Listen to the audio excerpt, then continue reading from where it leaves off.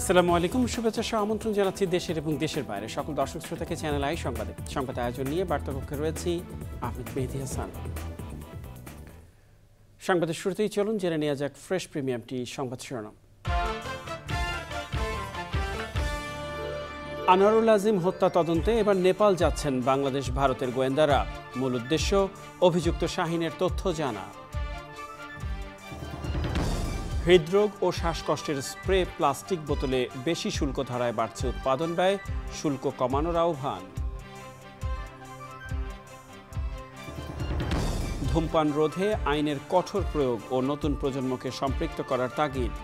বিশ্ব তামাক মুক্ত দিবসে অধূমপাই ব্যক্তিত্ব সম্মাননা প্রদান। এবং রাত পোহালেই যুক্তরাষ্ট্রে পর্দা উঠছে টি-20 বিশ্বকাপের প্রস্তুতি ম্যাচে আজ মুখোমুখি বাংলাদেশ ভারত।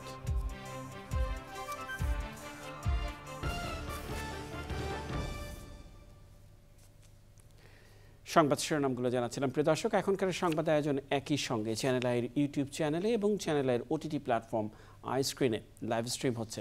যাওয়া যাক বিস্তারিত সংবাদে। ঝিনাইদহ 4 আসনের সংসদ সদস্য আনোয়ারুল আজিম হত্যাকাণ্ডের তদন্তে এবার নেপাল যাচ্ছেন বাংলাদেশ ও ভারতের গোয়েন্দা দল। আজই নেপাল যাবেন বাংলাদেশের গোয়েন্দারা। বিস্তারিত থাকছে রফিকুল বাশারের রিপোর্টে। সংসদ সদস্য আনোয়ারুল আজিম হত্যা রহস্য উদ্ঘাটনে এবার নেপাল যাচ্ছেন বাংলাদেশ ও ভারতের গোয়েন্দা প্রতিনিধি দল। বাংলাদেশ থেকে ডিবির অতিরিক্ত কমিশনার হারুনার রশিদের নেতৃত্বে 3 সদস্যের একটি দল নেপাল যাচ্ছেন। অন্যদিকে ভারতীয় সংবাদ মাধ্যম জানিয়েছে, চলতি সপ্তাহেই পশ্চিমবঙ্গের সিআইডির একটি বিশেষ প্রতিনিধি দল নেপাল যাবেন। আখতারুজ্জামান শাহিনের অবস্থান সম্পর্কে জানা এই গোয়েন্দাদের প্রধান উদ্দেশ্য বলে জানা গেছে। তদন্তকারীরা বলছেন, আনোয়ারুল আজিম হত্যার মূল অভিযুক্ত আখতারুজ্জামান শাহিন সম্ভবত বাংলাদেশ থেকে নেপাল হয়েই আমেরিকায় চলে গেছেন। পশ্চিমবঙ্গের নিউ টাউনের ফ্ল্যাটের সেপটিক ট্যাঙ্ক থেকে উদ্ধার মাংসের প্রাথমিক ফরেনসিক প্রতিবেদন আগামী সপ্তাহের প্রথম দিকেই পাওয়া যেতে পারে। এরপরেই ডিএনএ নমুনা মেলানোর প্রক্রিয়া শুরু হবে। নিউ টাউনের ফ্ল্যাটের সেপটিক ট্যাঙ্ক থেকে মাংসপিণ্ড বা দেহাংশ উদ্ধার হলেও কষাই দিয়ে আলাদা করা দেহের হাড় বা মাথা উদ্ধার হয়নি। সংসদ সদস্যের পোশাক ও জুতারও খোঁজ মেলেনি। Rafiqul Bashar, channel I, Dhaka.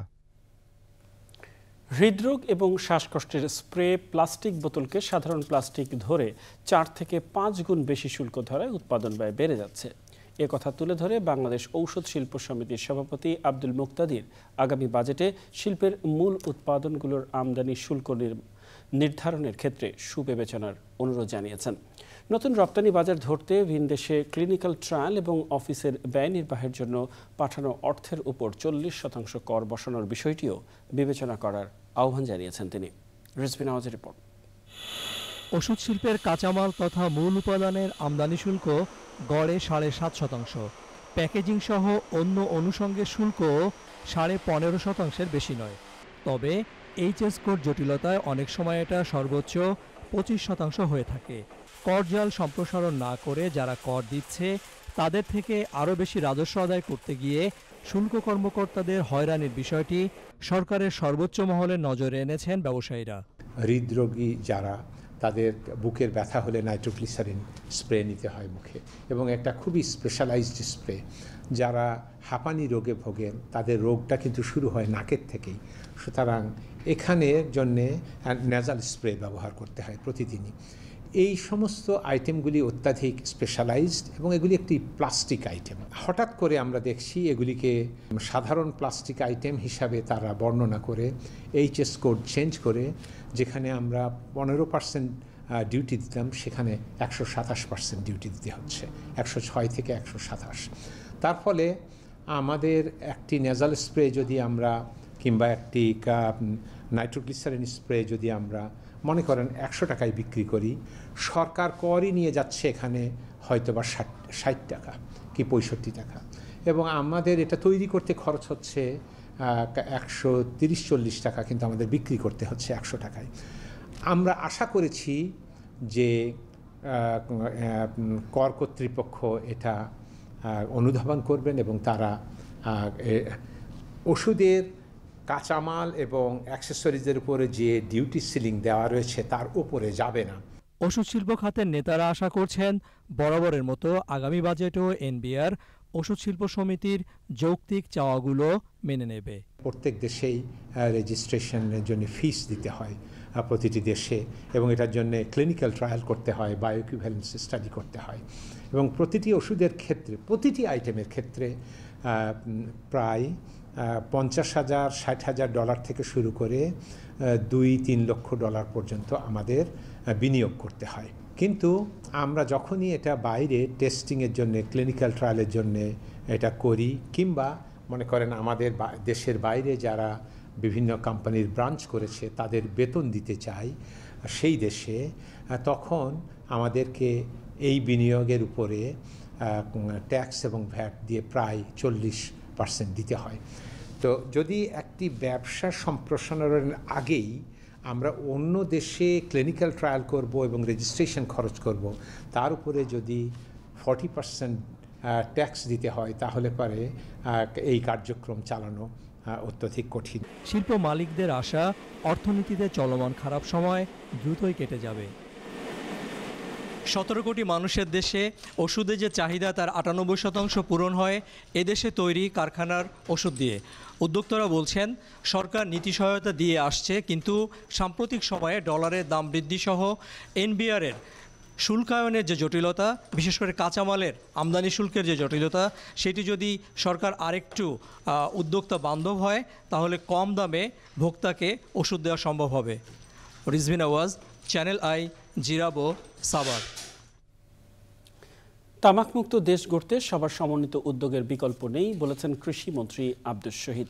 বিশ্ব তামাকমুক্ত দিবসে রাজধানীর উদয়ন উচ্চ মাধ্যমিক বিদ্যালয়ে অধমপায় ব্যক্তিত্ব সম্মাননা পেয়েছেন বীর মুক্তিযোদ্ধা মুকিত মজুমদার বাবু। বিশিষ্টজনরা বলেন, সবার ঐক্যবদ্ধ প্রয়াসেই তামাকমুক্ত পৃথিবী গড়ার আন্দোলনে গতি পাবে। সে সময় তারা ধূমপান রোধে আইনের কঠোর প্রয়োগের পাশাপাশি নতুন প্রজন্মকে সম্পৃক্ত করার উপর গুরুত্ব আরোপ করেন। আলিমাল রাজির রিপোর্ট। স্বাস্থ্য মন্ত্রণালয় ও পরিসংখ্যান ব্যুরোর তথ্য মতে দেশের প্রায় 4 কোটি প্রাপ্তবয়স্ক মানুষ ধূমপান বা তামাক সেবন করেন। এর বাইরে রয়েছে শিশু কিশোরদের একটা বিরাট অংশ, যারা এই গণনার বাইরে। প্রতিনিয়তই বাড়ছে জনস্বাস্থ্যের জন্য চরম ক্ষতিকর তামাকের আগ্রাসন। এমন বাস্তবতায় তামাকের ব্যবহার নিয়ন্ত্রণ ও নিরুৎসাহিত করতে বিশ্ব তামাকমুক্ত দিবসে গুণী ব্যক্তিদের অধমপায়ী ব্যক্তিত্ব সম্মাননা দিয়ে থাকে মাদকদ্রব্য ও নেশা নিরোধ সংস্থা মানুষ। এবছর সম্মাননায় ভূষিত হন প্রকৃতি ও জীবন ফাউন্ডেশনের চেয়ারম্যান প্রকৃতিবন্ধু বীর মুক্তিযোদ্ধা মুকিত মজুমদার বাবু। আয়োজনে অংশ নিয়ে বিশিষ্টজনরা বলেন, আগামী সমৃদ্ধ বাংলাদেশ বিনির্মাণে তামাকসহ সব নেশাদ্রব্য থেকে ভবিষ্যৎ প্রজন্মকে সুরক্ষিত করতে হবে। আমাদের সন্তানরা আমাদের কাছে সবচেয়ে বেশি গুরুত্বপূর্ণ। তো তামাক নিয়ে এখানে অনেক কথা হয়েছে, আমরা কিন্তু তামাকের বিপজ্জনক অনেক কিছু জেনেছি এবং শুধু জানি নাই, আমাদের জীবনে প্রয়োগও করব। ধূমপান হলো নাটের গুরু। ধূমপান থেকেই মাদকের এবং অন্যান্য নেশা শুরু হয়। ধূমপানের ক্ষতিকর দিক নিয়ে এদেশে আলোচনা প্রথম পর্যায়ে সংগঠনের মধ্যে আমরাই ছিলাম। নিজের বাসাকে ধূমপান মুক্ত রাখবা, যে বন্ধুরা ধূমপান করে বা করতে বলবে তাদেরকে অবশ্যই বর্জন করতে হবে। দেশ জুড়ে তামাক বিরোধী আন্দোলন ছড়িয়ে দিতে কোম্পানিগুলোর বিরুদ্ধে ব্যবস্থা নেওয়ার পাশাপাশি শিক্ষার্থীদের সম্পৃক্ত করার আহ্বান জানান বিশিষ্টজনরা। আমাদের জন্য একটা খুব অশনি সংকেত যে শিশুদের মধ্যে এখন এই ধূমপানটা শুরু হয়ে যাচ্ছে। তারা পৃথিবীতে এখন যেভাবে ধূমপায়ীরা ধূমপান করছে, তাতে দেখা যায় যে 2030 সালে পৃথিবীতে 17,50,00,000 লোক মারা যাবে। তামাক কোম্পানিগুলো কিন্তু গাছ লাগানোর প্রোগ্রামও করে। একদিকে তারা তামাক সেবন করাচ্ছে, ওদিকে আবার গাছও লাগাচ্ছে, মানে অনেক ভালো কাজ করছে তারা এটা বোঝানোর জন্য। কিন্তু এখন ব্যাপারটি অনেকটা গাছের গোড়া কেটে আগায় পানি দেওয়া। এই গতি আমরা যদি বন্ধ করতে চাই এবং সচেতনতা বৃদ্ধি করতে, তাহলে কিন্তু আমাদের সোচ্চার হতে হবে। সবাই মিলে যখনই আমরা এক হব, শক্তভাবে আমরা যখনই এই কথাগুলো বলবো, সবাই মিলে তোমরা আমরা তখনই কিন্তু এই কাজটি করা সম্ভব হবে, এই ক্ষতিকর প্রভাবকে কমানো সম্ভব হবে এবং এই তামাকের যে আগ্রাসন সেটাকে কিন্তু আমরা বন্ধ করতে পারবো।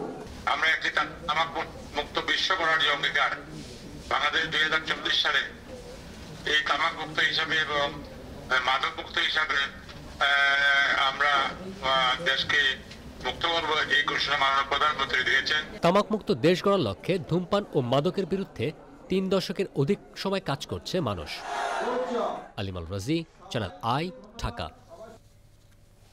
এ পর্যায়ে প্রাক বাজেট 2024-2025 প্রসঙ্গ।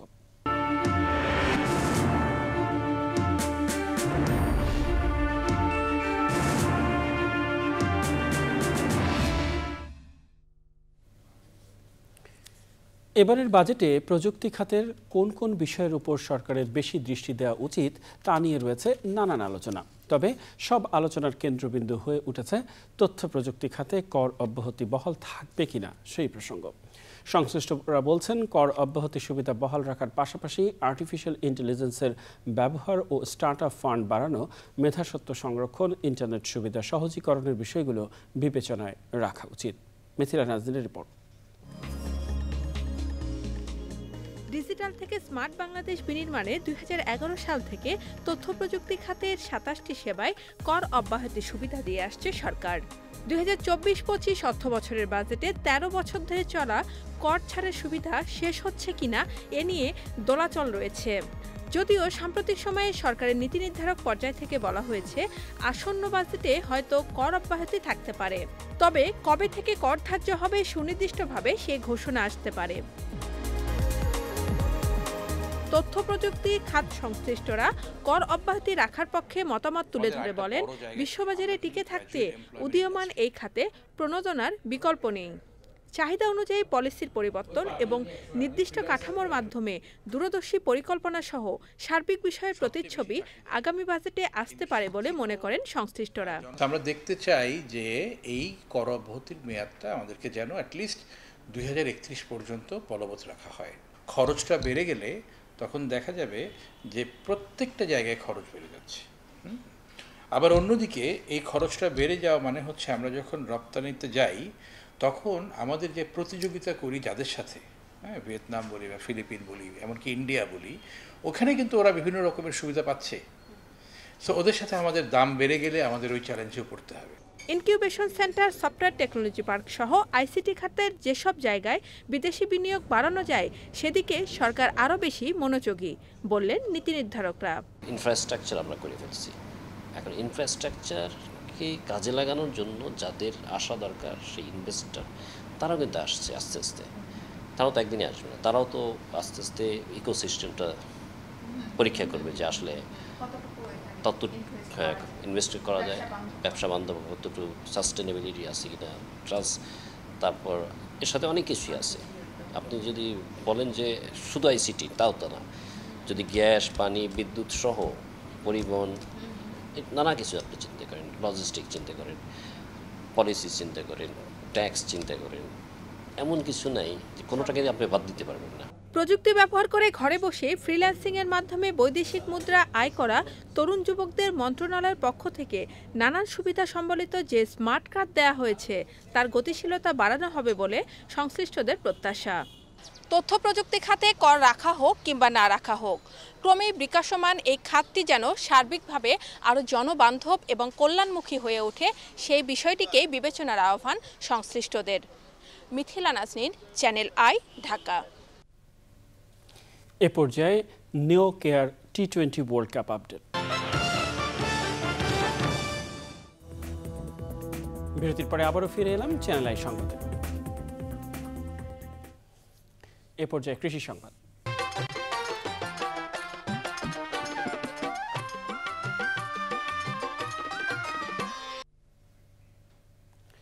সিরাজগঞ্জের কৃষক এবার ধান আবাদের সমলয় পদ্ধতি অবলম্বন করেছেন। এতে অল্প সময় ও খরচে আধুনিক যন্ত্রের সাহায্যে দ্রুত জমির সব ধান রোপণ ও পরবর্তী সময় কেটে ঘরে তুলতে পেরেছেন কৃষক।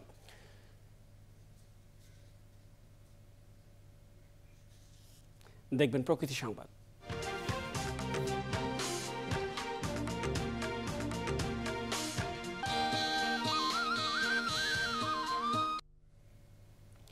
মেহেরপুরে বেড়েই চলেছে নীরব ঘাতক পার্থেনিয়াম উদ্ভিদ। বাড়ির আঙিনা, রাস্তার দুই ধার কিংবা ফসলের মাঠে জন্মানো এই গাছ হতে পারে মৃত্যুর কারণও। মানবদেহের জন্য মারাত্মক ক্ষতিকর বিষাক্ত এই আগাছা গবাদি পশুর জন্য প্রাণঘাতী।